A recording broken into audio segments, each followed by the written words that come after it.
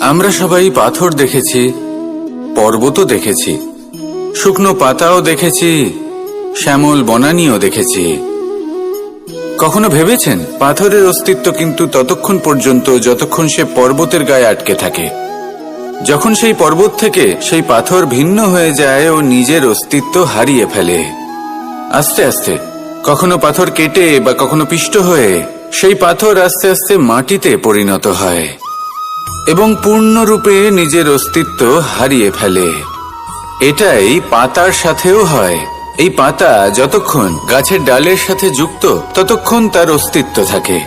যখনই ডাল থেকে বিচ্ছিন্ন হয় সেও নিজের অস্তিত্ব হারিয়ে ফেলে। আর এটাই আমাদের সাথেও হয়। যতক্ষণ আমরা নিজেদের আপনজনের সাথে যুক্ত থাকি আমাদের অস্তিত্ব বজায় থাকে। যখন আপনজনদের সাথে সম্পর্ক ছিন্ন করি তখন আমরাও আমাদের অস্তিত্ব হারিয়ে ফেলি। এবার এই সংসারের প্রত্যেক ব্যক্তি স্বতন্ত্র থাকতে চান, আর অনেক ব্যক্তি স্বতন্ত্র থাকবেন বলে আপনজনদের দূরে করে দেন আর তাদের সাথে এই সম্পর্ক ছিন্ন করেন। এটা কি সত্যি প্রয়োজন?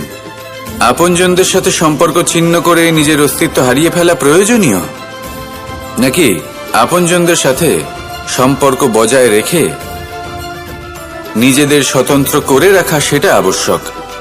নির্বাচন আপনারই। আসুন আমার সাথে ভালোবেসে বলুন রাধা রাধা।